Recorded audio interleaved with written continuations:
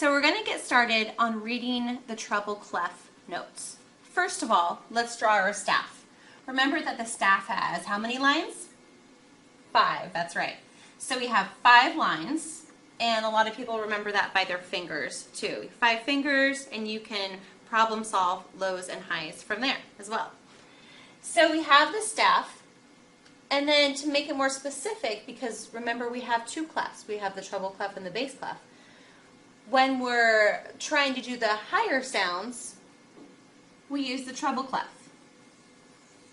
Now the official name for this cymbal is the treble clef, but the nickname for it is G clef.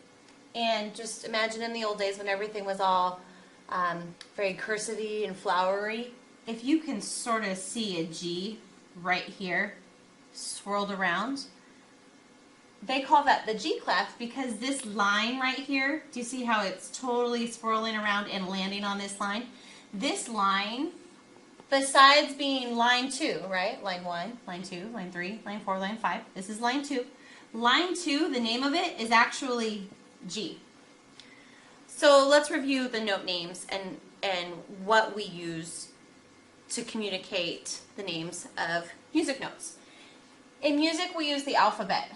We use the letter A, B, C, D, E, F, and G. That's it.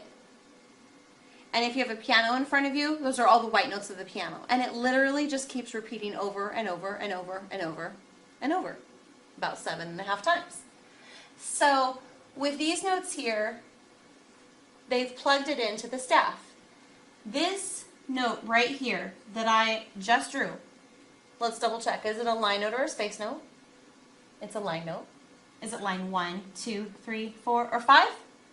That's right, line 2. So the line 2 note is called a G because this symbol says, it's kind of like a law.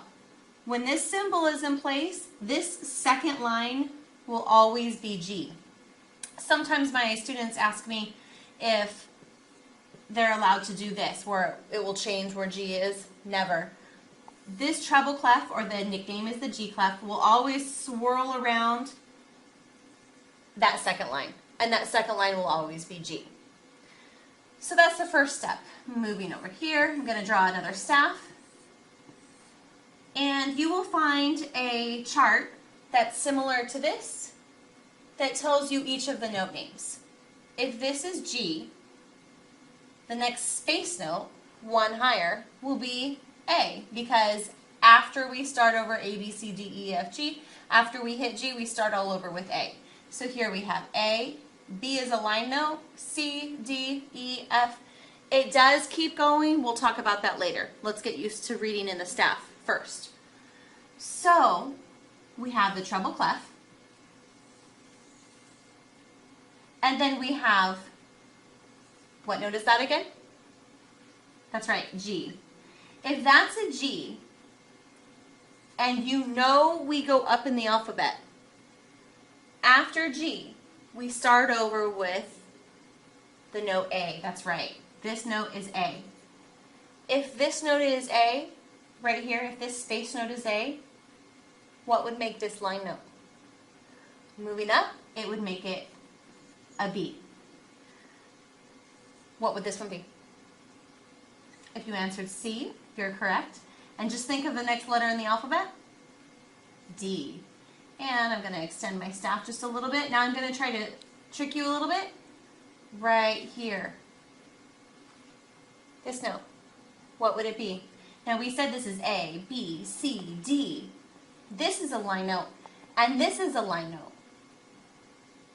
And the space notes matter too for the names. So if this is D, is this note E or is it F?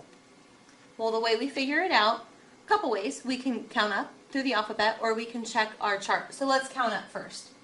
If we know this line note is G because it has to be, because it's like a law, this is G, this has to be A.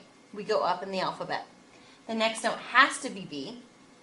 The next space note has to be C. The next line note has to be D. This space note would be E. and this line note would be F. Another way we could check if you have a chart that has all of the note names written out for you is, if you're not sure what this note is still, pretend we haven't figured out it's an F. What you can do is you can count, you can first of all see if it's a line note or a space note. So, is there a line going through its tummy? Yes, that makes it a line note. And then counting from the bottom, is it line 1? Does line 1 go through the tummy? Does line 2 go through the tummy? Does line 3, line 4, or line 5? The correct answer is line 5. That note is a line 5 note. So we're going to go over to our chart and we're going to find line 1, line 2, line 3, line 4. Here's line 5. Trace it until with your finger or your pencil or whatever, until you find the note where this line is going right through the tummy of the note, and then written either above or below is the name of the note, and it's F. And so for musicians, we just start memorizing those note names, just like you memorize your friends' names and your family members' names. It's just something else that you learn the name of. So we're going to do 2 different activities. The first one, we're going to work with just writing the treble clef, so you get used to that. So here we have our staff. The first thing to do to write a treble clef is a tall line. Straight line starts above and ends below. The next thing you're going to do is make a P. Start from the top. And before you begin drawing, let's find line 4. Here we have line 1, line 2, line 3, line 4. Okay, remember where that is. Right now you're going to make a P and you're going to start at the top of the line and you're going to finish at line 4. Now, always picking up from where you left off, you're going to make a C down to line 1. So you scoop around and make a C. The next step is you're going to swirl, because remember this is surrounding the G line, the G clef. So we're going to make a swirl coming around. We've made the C. We're going to scoop up to the middle line. So we're going to bring this line up to here, scoop up, kind of like making a snail shell, and then you're going to rest on G. Let's try it again. So we have a straight line. We have a P to the 4th line, a C to the bottom, scoop up to the middle line, and rest on the 2nd line. Let's do it again.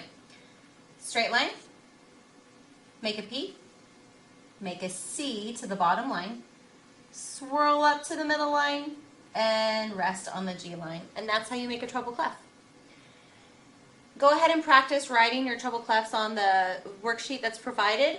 And then, once you've drawn a few of your own, and treble clefs are one of the hardest things to make. As you can see, mine doesn't end up being perfect, and it's fine. After a while, you'll get used to it. So now that we have the treble clef, once you've made a few of those, we're going to work on just the line notes. I want you to label each of the line notes that they show. Now remember, there's 5 lines. And we count from the bottom. So if this note has line 1 going through its tummy, what would it be? Use the chart that's on your worksheet that tells you all of the names that looks like this. Use that to help problem solve the notes. So here we go, line 1. We're coming up here, we're finding line 1, and the answer, because line 1 is going through the tummy of the note, the answer is E. The next one, line 2. Here we go, we find, here's line 1, line 2, we trace it with our finger, and line 2 going through its tummy is G. And also, if you remembered, the treble clef, also the nickname the G clef, is swirling around that G line. So hopefully that will be the easiest one for you to answer. So if you're a clarinet player or a trumpet player, in the first couple months, if you're just beginning, you'll be already playing these notes, so you want to make sure you have those memorized. If you're a flute player, you'll be playing these notes. So this one, right in the middle, we have line 1, line 2, line 3. Line 3 is going through the tummy of the note. We come up here, we find line 1, line 2, line 3, we trace it, and it happens to be going right through the tummy of the B note. So that one is B. And then this one right here, it's line 1, line 2, line 3, line 4, And we have line 1, line 2, line 3, and here's line 4. So that answer is D. And as we problem solved before, the top line or the 5th line is F. So go ahead and try those worksheets where you can label your treble clef. You can start getting used to drawing that. And then you can also start naming your line notes. The next video we'll talk about space notes, and we'll have a little interesting fact about the treble clef and how you can make your own copyright symbols with the treble clef. Thank you.